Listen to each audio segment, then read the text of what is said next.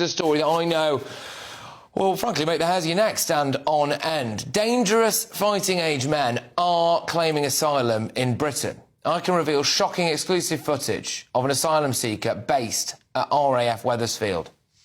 So he appears to be from Yemen. What you're looking at here is his Snapchat profile. So it says it's at that former military base, RAF Wethersfield. You'll see a few pictures of it flash up on your screen. He's also posted pro-Palestine content. You might have just seen flash up. There it is, calling for Allah to free the Palestinian people.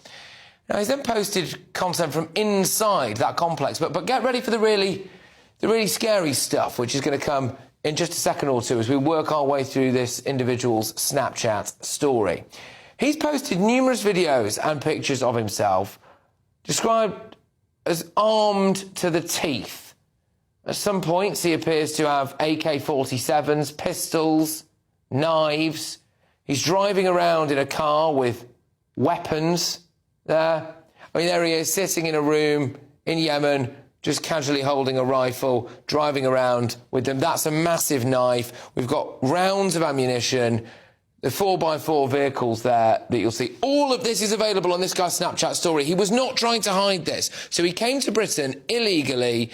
He was then put in RAF Wethersfield. And look at it, phones, guns, knives, everything. That is who was living in RAF Wethersfield. And, I mean, bear in mind that RAF Wethersfield is a former military base. Yeah? And today, of course, the government announced that they were going to be using more military bases to house more people, quite possibly like that. But believe it or not, it gets worse.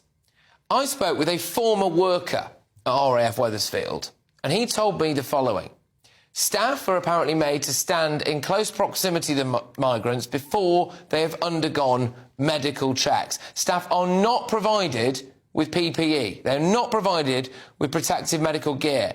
They fear being exposed to various diseases like TB or scabies. Migrants have 3 all-you-can-eat buffets every single day, but staff are not allowed to eat food from the buffet.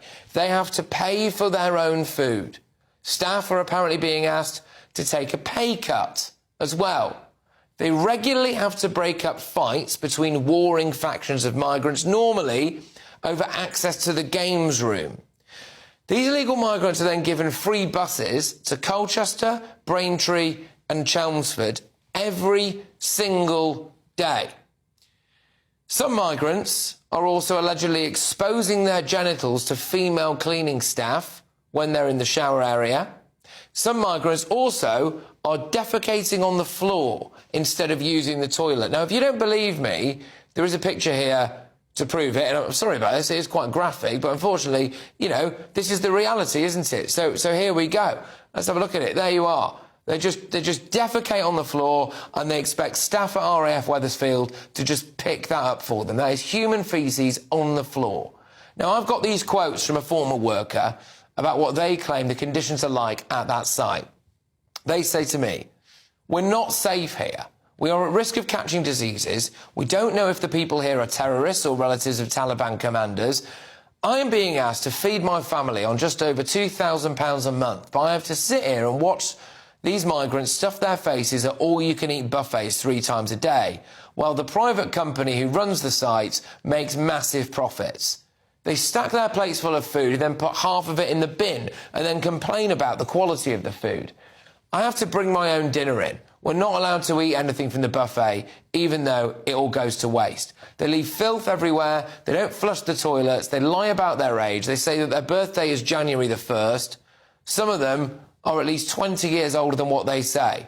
They're allowed holidays to visit friends or family in places like London and Manchester, and we're not always sure whether or not they come back. They get free phones, a gym, whatever toiletries they want. If they want to leave at 2 a.m. to go for a walk, we have to let them out because, quote, this is not a prison. There are fights all the time, and the only protection that we have is a body-worn camera. That's it. Some of the security staff are from India and Pakistan, and they don't even speak English. And they just leg it if there's any trouble. My taxes are paying for them to live like this. Now, we'll just remind you, again, that today it was announced that the government is going to be putting more illegal migrants in more disused military bases.